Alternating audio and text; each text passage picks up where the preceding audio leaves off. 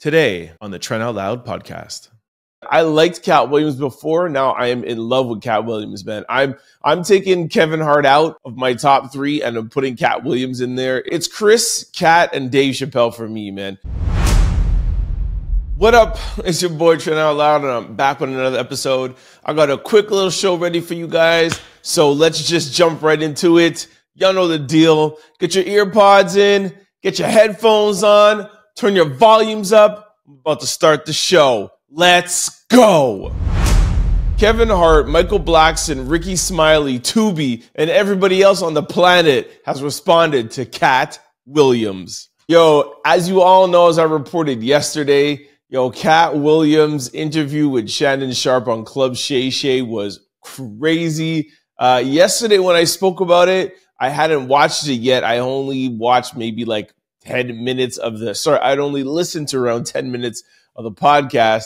After I recorded yesterday's show, my gosh, my phone was blowing up. My timeline was blowing up. And I was like, yo, I have to watch the interview right now. I had planned to watch it on the weekend, but it was crazy. I'm sure most of you have seen it by now. If you haven't, trust me, it's such a good interview. Man, yesterday I said that, Katt Williams was top 5 comedians of all times. And I didn't even realize how right I was when I said it. Even people replied to me in the comment section. They're like, yo, for sure, Katt Williams is top 5.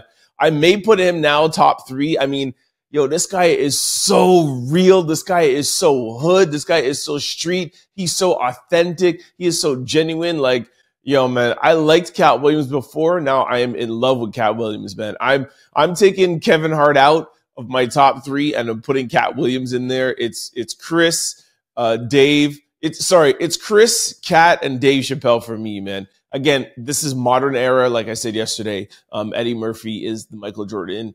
He's godlike. Let's not even put him in the classification. But Katt Williams is hilarious, and just more than just even being funny. Because for those of you who haven't seen it, I'm nowhere trying to even tell you to watch the interview because he's funny, but just how genuine and how real and authentic and how raw and how brave and how fearless and brilliant. Man, the man is brilliant. Anyways, like a newfound respect for Katt Williams, man. Anyways, let me get on to what the topic is. I mean, everybody has replied to him. I'll read you guys a couple of things. Nobody has responded audio-wise, but Rickey Smiley responds to Katt Williams. He said, "We want to wish Katt Williams the best. Ain't nothing but love over here."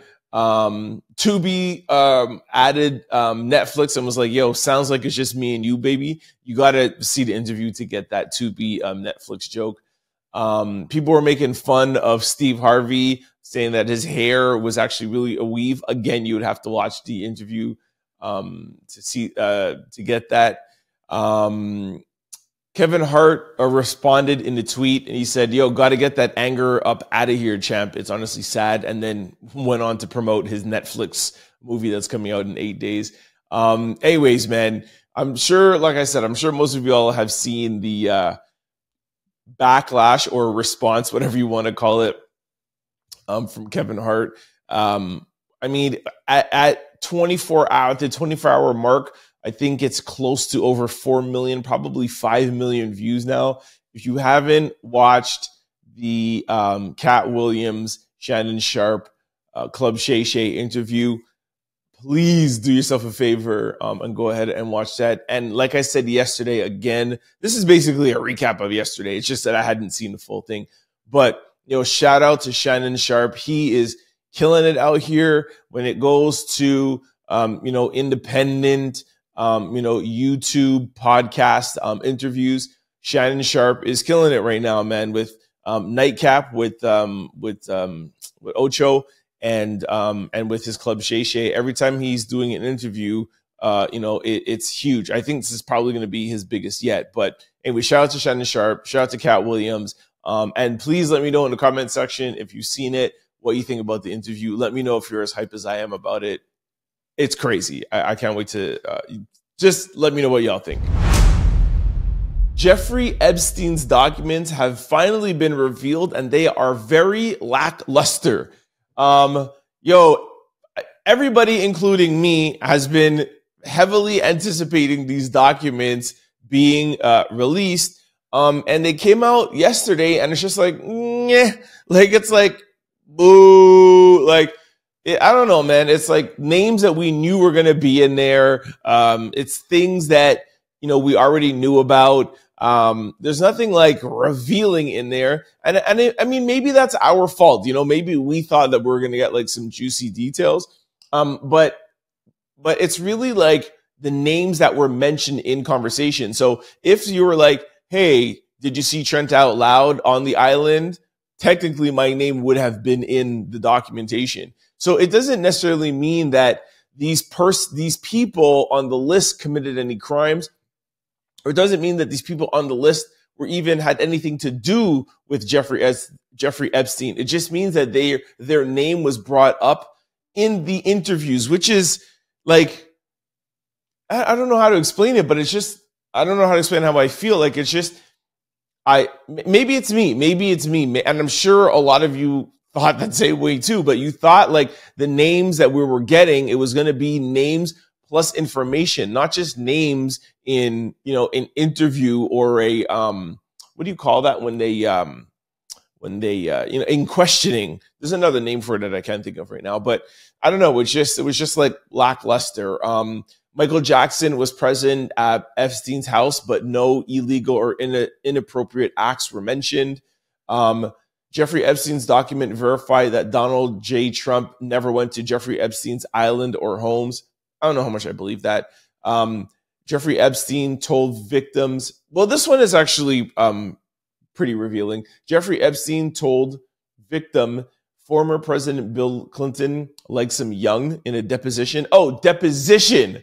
That's the word I was looking for, a deposition, which is an interview before, I think even charges are laid. You could refuse questions in a deposition, but these names could just be names in a deposition, which there's no fact behind them. Like, just because Jeffrey Epstein said this doesn't make it fact. Like, there's no proof. So all these names are really like, it doesn't matter. Anybody's name could be on here. It doesn't mean anything. Like, it's totally regardless if your name was there or not.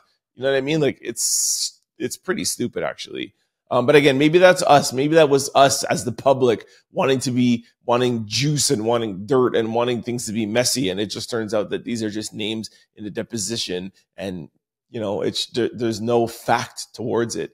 Like I said, CNN reported hundreds of pages of documents from the lawsuit connected to accused sex trafficker Jeffrey Epstein has been released. So there you have it. It's just, like I said, names have been released. Naomi Campbell. But again, these are names that the person who's conducting the deposition, the lawyer who's conducting the deposition, could just be bringing up any names for hearsay's sake, and Jeffrey Epstein could have said yes or no, and it has no relevance. So, like I said, pretty boring list, and there's no dirt. You guys let me know what you think in the comment section below. Let me know if you thought we were going to get more from these depositions and from these documents, or is it just me as a podcaster looking for messy content to talk about? Let me know what you guys think in the comment section below. Sexyy Red shows off her very pregnant belly, but this time while wearing no jewelry. I actually have a quick little video. Take a look. I'm ready to pop, y'all.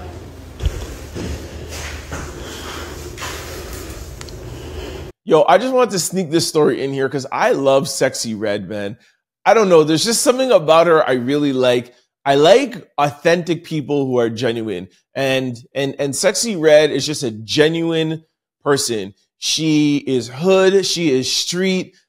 She knows it. She doesn't try to change herself. She is who she is. And I love that this video of her, in the bathroom, in the mirror, taking this little selfie, showing off her stomach. Like, she's showing y'all that regardless of all the glitz and glam and her songs and the sex that she talks about, she's still a woman at the end of the day. She's still a female, and she loves being pregnant, and she loves her children, and she just loves the female energy that she's feeling. And I like the fact that we saw her for the first time without her big Sexyy Red pendant. She doesn't have a wad of cash. She doesn't have all this jewelry on. She doesn't have all this makeup, and you're just seeing Sexyy Red as a woman and as a female. So I really love this post. I wanted to sneak it in there. I know that there's a lot of Sexyy Red hate. Like I told you, within my own circle, my boys and girls are like, yo, this is horrible. She's not good for the culture. She's not good for people. I know, I've heard it a million times.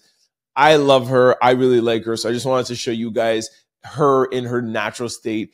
Let me know what you guys think in the comment section below. Did you hear the podcast I just did? I think it was yesterday or the day before, podcast 44 or 45, where these group of 4 to 6-year-olds were caught singing Sexyy Red and Drake's Rich Baby Daddy. That went viral. I actually thought it would be bigger than it was. But yeah, let me know what you think. You think Sexyy Red's a bad influence? You think she should be cut out? And let me know if let me know if this video changes your mind, and let me know if you see her as a normal person, and you got to look beyond the tattoos and the songs and the music and the jewelry. I don't know, man. She got a soft spot. I have a soft spot for Sexyy Red in my heart. So let me know what you guys think in the comment section below. Lululemon founder Chip Wilson criticizes diversity and inclusion and says you don't want certain customers coming in. All right, this is a very loaded comment. I always try to look at things from both sides. Before I do, let me just say, like, he's wrong for saying this 100%. But what I don't like is I didn't hear the video. I didn't hear him say this, and I don't know if there's context behind this. I don't know what the context behind this is. But of course, reading this on face value, criticizing diversity and inclusion, and saying, you know, you don't want certain customers coming in. If that's the quote, what he said is completely wrong, 100%. But the reason why I wanted to kind of like poke holes at this, and I would wish that I would have seen the video or seen, I don't know if you wrote this in an email, but in business sometimes, and again, I'm just playing devil's advocate here.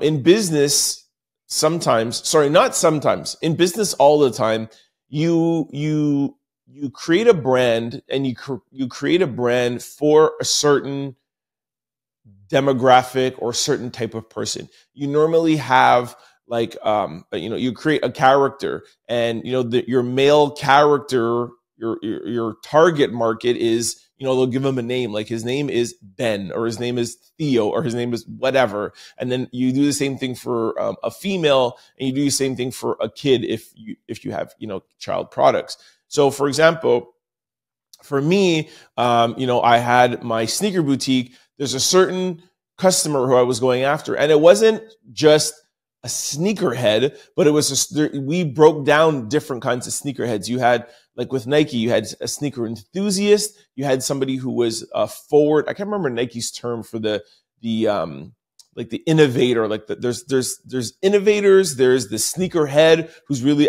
going after the culture, and then there's like the late adapter, and then there's like the late adapter. Anyways, having said all that, is that once you have that client, you set your marketing after that client. And I'll go even a little bit further. Walmart has a certain demo who they go after. Walmart is a multi-billion-dollar company, just like how Louis Vuitton is a billion-dollar company. But when you go in, their stores look different. They both have billions of dollars. Walmart could make a store that looks as elite as Louis Vuitton, but they don't, because they're going after a certain demo of clientele.